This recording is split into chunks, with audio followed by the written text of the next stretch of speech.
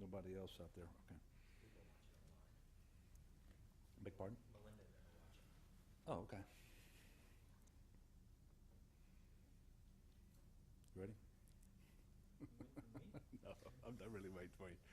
Am I lollygagging? No, you're not lollygagging. Good morning. Thank you for being here. As we close out the second week of our regular legislative session, just wanted to get back in the routine of having press conferences, so give you an opportunity to ask questions. Obviously, in the first 2 weeks, nothing terribly momentous has happened. Still a lot of opportunity for us to be successful in fixing our structural budget deficit, both in terms of the fiscal year that starts July 1st, where we have about a $440 million shortfall, but also for the year that starts July 1st of 2018, where we unfortunately have a $1.3 billion cliff. This is the last scheduled fiscal session before the cliff, and so I think it's incumbent upon us to address the situation now and fix that structural deficit in a way that's responsible, restores fairness to our tax code, make sure that we're budgeting responsibly and run government as efficiently as we can. I'm a little disappointed because at the end of the second week I have yet to see anything that resembles an alternative plan. It would be nice to be able to have an alternative plan, to sit down with the leadership, and particularly of the House, because that's where the budget starts, and that's also where revenue instruments start, and to sit down and overlay the two plans and find out where there's agreement and get those things done very quickly, and also find out, quite frankly, where there's not agreement and find a way forward where we can forge compromise and fix our problems. We haven't reached that point yet. There's still plenty of time to get it done, but we should have already at least had that opportunity. But as I've indicated, at this point, I have not seen anything that even resembles a plan from the other side. So with that, I will take your questions. Governor, my question doesn't have anything to do with the session in particular, but last night we had reported on a suspected serial killer that said to be released on Sunday.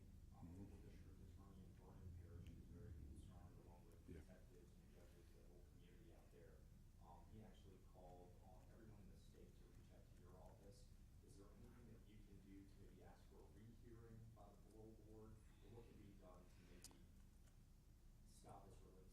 Well, my staff has been in contact with the parole board today, and we are looking at what options are available. We want to make sure that the process that was followed was complete and that they did everything that was supposed to. Look at what options there may be going forward. And I'm going to have a meeting with some of those individuals after lunch. And it's too early to say yet exactly what is going to happen in that meeting, because I just need to see whether all the requirements were followed, what the options are going forward. But there will be more information on that later today. Governor, the Tax Foundation yesterday got a post calling your cap tax really, they called it a nightmare. They said it was overly complicated. Yeah. Would you comment? Well, I don't agree with that, but I will tell you it restores fairness. We've got a situation in Louisiana today where 80% of our corporations are not paying any income tax. That's not fair. It literally is the case that we have low-level employees at some of the most profitable corporations in Louisiana who are paying more income tax than the businesses they work for. And in fact, if you look at the overall revenue mix in the state of Louisiana, 29% of our revenue, 39% of our revenue comes from individual income tax, 39% comes from sales tax, 3% comes from the corporate franchise tax and the corporate income tax combined. So this is an effort to make sure that these businesses do pay their fair share, and that we take the burden off of the individual, because right now the individual's taxes are higher than they should be to try to offset what the corporations are not paying. And clearly things are out of balance, and so it's an effort to restore fairness. And I don't believe it's overly complicated, and in fact, there are other states who take a very similar approach. And the way this is going to ultimately work is in the nature of an alternative minimum tax to make sure that we are bringing corporations into, or I should say, onto the tax rolls. You may view this as a way to restore fairness, but I'm not hearing any support among legislators. And if before Ways and Means, your cap tax is way before Ways and Means on Monday. And the sense that I'm getting is that they vote on it, they're gonna kill it. Well, they may. I mean, that's their prerogative. I would hope they don't do that. We're continuing to work with the legislature, the legislature, and particularly the legislators on that particular committee to address concerns that they have. Again, what is the alternative that they have that they are going to pursue instead? And I haven't had anybody tell me that they can defend the fact that 80% of our corporations are not paying tax, income tax, I should say, or that the overall amount of corporate franchise and income tax in terms of our overall revenue stream is 3%. And so nobody believes that's right. Nobody believes it's fair. I'm the only one with a plan that addresses it. And the plan was developed after going around the state, meeting with legislators, getting their input as to what they would like to see in the plan going forward. And so, obviously the committee will hear the bill. They're going to vote one way or another. If they've got a better plan, I'm open to it. I have no idea what it is because they haven't shared that with me, and it's best I can tell with anybody else either. And Governor, so sticking to that, you said you didn't want to put a plan B quite yet on restructuring. But of course, I mean, that's next week that House Ways and Means is set to decide on this. So are you prepared to put forth some sort of plan B by then? Do you have a deadline in your head? Well, first of all, I have a plan. It's premature right now for me to talk about a different plan. The only different plan I'm interested in would be the one that would be offered by the House Republicans, for example, so that we could sit down and discuss the two approaches. Because the plan that I put forward consists of a lot of moving parts, not just the CAT. There's all sorts of pieces in there that come directly from the task force report that, quite frankly, I think ought to be relatively easy. Cleaning additional pennies of the sales tax. For example, extending the sunset date, removing the sunset date on some of the tax credits and rebates and incentives that were put in 2015 to sunset on June 30th of 2018. Those ought to go away. There's some other relatively easy revenue options out there, and that's why I think it would be very helpful to actually get a plan from the House Republicans, because I have to imagine, based on some conversations that I have had with them, that there's going to be some overlap. We can agree to those things, and then going forward, we would have a better roadmap ahead of us. We're just not there yet. What about Sam Jones' extension of the 1 cent?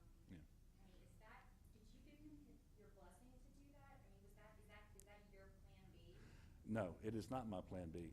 And in fact, the legislature last year decided when we imposed the fifth penny that it should roll off on June 30th, 2018. As I've said before, we should stick with that date. And it's incumbent upon us now to come up with a permanent structure. And if you remember, it was the House Republicans who demanded a short-term approach last year with the fix. That's why they sunset the fifth penny when they did. But they wanted the benefit of a task force report about budget reform and tax reform before they would engage in permanent changes. Well, that day is here. We've got the task force report, and it's time to do the permanent changes, and let's get away from the temporary 1 cent sales tax. So no, that I said earlier, it's premature for a plan B, but that is not certainly plan B. Let me ask you, if I may, Sure. going back to the question about the parolee. Mhm. The whole issue of letting people out is a very fraught political issue. You got a lesson in that, if you didn't already know it, during your 2015 campaign when isn't this the kind of issue that scares voters and will make it difficult for you to push through your big package on criminal justice? Well, I would hope not. You know, it's my understanding that the law that allowed for parole consideration on this individual is an old law that's no longer on the books anyway. And the parole board is an independent board that looks at different facts and makes a decision. I'm not prepared to say right now, as I'm talking to you, that decision was properly made and that all of the procedures were followed, because that's one of the reasons I'm going to have a meeting after lunch. But I don't believe that we should look at this one incident and this one event, I should say, and have it color everything, because this happened pursuant to a law that was on the books. I'm assuming when this individual was sentenced, the law is no longer on the books. I think at that time, if I'm not mistaken, it was 20 years. After serving 20 years for the crime that he was convicted of, he had parole eligibility. I think now it's 85% of the sentence that is imposed. So it's a different system that we have now anyway. But doesn't it speak to the larger public fears of this kind of thing, of letting people out, and the kind of thing that could make it more difficult for you to get your plans through? Well, I mean, I guess that's possible. The focus of the Criminal Justice Reinvestment Task Force is on nonviolent offenders for the most part. And on the other end of the spectrum, you've got some very, very old folks who have been in jail for decades, I should say prison for decades, and there may be some effort to try, once they clearly pose no threat, there may be some effort with that.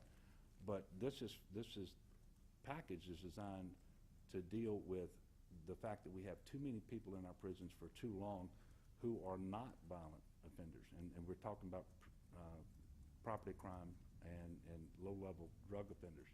So that's the focus, along with reentry efforts, because even under the situation we have today, 95% of the folks who are in prison are going to get out. And we're not doing anything meaningful today, in many, many cases, of preparing those individuals to be successful. And so that's the focus of the Criminal Justice Reinvestment Task Force and the legislative package. And I'll say again, the approach that we have is not different from that's been followed in other southern conservative states with success. So the strategies that we're pursuing are not risky, but they have been proven effective. And public safety will actually be enhanced. We will save money that we will then reinvest to make sure that we're successful on those reentry programs, to make sure that we're doing a better job of educating prisoners, that we're doing a better job of giving them job skills, making sure that we're better taking care of needs like mental health needs and substance abuse needs. But you've got to have the reinvestment of the savings in those programs to make sure that you're successful.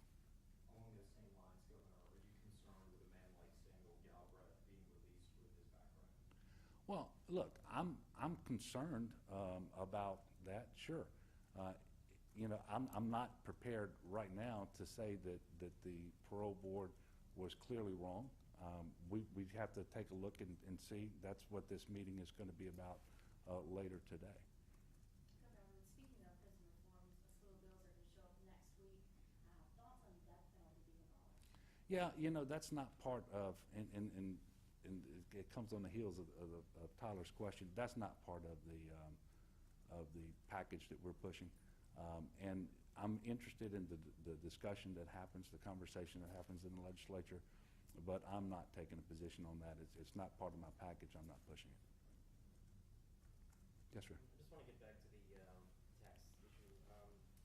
So the Revenue Secretary said recently that recalculations to that gross receipt tax would drop about $400 million for the state treasury, and it's come to my attention you guys are trying to push that up to about $550 million and trying to get some sort of negotiations on that. How confident are you with establishing it? Well, I do believe that the fiscal note, with a change that we're going to make through an amendment, would bring the overall amount of revenue to $400 million. I'm sorry, $550 million. But that's just part of the process, and there's enough instruments pending in the legislature in front of the Ways and Means Committee to clearly make up any difference. So you're confident in them that they'd be able to? Oh, yeah, absolutely. I mean, if there's a will to do it. I don't know that they will do it in terms of moving revenue, because we don't have a plan from them yet as it relates to the cliff. We really don't have a plan as it relates to next year either. But we're working through that. The sort of narrative about the cap tax is that it's dead on arrival in terms of where the legislators are on this. Mhm. I mean, what message do you have for taxpayers who are scared that we're just headed toward another cliff again, that there's no resolution yet again? Well, look, we are headed towards a cliff because we know it's going to occur on July 1st of 2018 if we don't do something between now and then to fix it. I believe we're going to fix it. Now, we ought to do it in this regular session because this is a fiscal session, the last one scheduled before the cliff happens. If for some reason the legislature never summons the courage or the will to do the people's business and fix this problem, we're going to come back. It shouldn't be necessary to have to convene a special session after this and before the cliff hits us next year. But if that's what's required, that's what we will do. And rest assured, I'm going to continue all along the way to reach out to everyone, Republican and Democrat, House and Senate, to try to find a way forward that fixes our problem responsibly by incorporating as many of the recommendations as possible from the task force, because we really need to fix this problem. It's helpful if you have plans from the other side, you know, to say we don't like what you're proposing. Well, guess what? I know you don't like it. It's not easy to raise revenue. It's not pleasant. I would much rather be the governor of Louisiana at a time when we had surpluses. That's not the situation that we find ourselves in. And I think it's incumbent upon us to do the people's business. And so having another plan out there that we could at least talk about, I think would be helpful. We don't have that right now, but we are going to fix this problem before July 1st of 2018, one way or another. When, in your meetings that you've had with the speaker and with Lance Harris and Cameron Henry, when you make those points to them, I'm assuming that you do, what do they say back? Well, not much of substance. I will tell you that the overall impression that I get from those conversations is that right now they are just going to allow the process to work and kind of see where we end up. And that's the same language they've used with me, but Yeah, I'm but guessing that- that you come back to them. Well, I do. I say that's not helpful. We really need a plan, because leaders try to figure out where they want to end up, and then they have a plan to get them there, and they start trying to move people in the direction of the plan. To just allow things to happen, I think I told you before, is the antithesis of a plan. Governor, over the last couple of weeks, we've been doing some stories on the East Baton Rouge Parish Council on Aging. Mhm. The Governor's Office of Elderly Affairs is currently in the middle of an inquiry investigation into that agency. They sent a letter to the board calling the actions regarding their involvement in an elderly woman's will unethical and a conflict of interest. Can we get you to weigh in? Well, I think the first step is for the East Baton Rouge Council to do an investigation, and we are waiting for that to happen before we decide how we're going to weigh in. And I think it's premature at this time for me to take a position. I just don't think it's ripe for us to get involved, and we are waiting for that to happen. One last question. The Governor's Office of Elderly Affairs, though, holds the charter, and if there are stipulations and guidelines on what these council on agents can do, they would be the enforcement body to make sure that. Yeah, but there is a board at the East Baton Rouge level that is tasked with the primary responsibility in the first instance of doing an investigation. That is ongoing, and I'm not going to get in front of that, and I'm not going to try to predetermine its outcome. We're going to wait until we see that and review it, and then we'll make a decision going forward. The last budget question. So what level of confidence do you have that you can get any sort of agreement about the cat tax? I mean, do you believe it still has a chance? Well, it has a chance. Look, it's going to be difficult. Anything that you put in front of the legislature where you're trying to raise revenue is difficult. But we are going to fix the problem one way or another.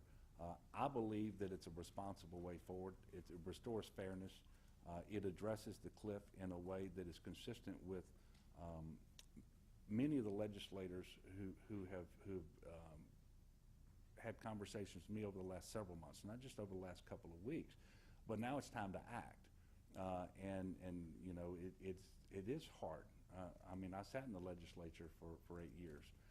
It is hard, but it's necessary that we come together, and I think summon the courage and the will to do what is hard but necessary.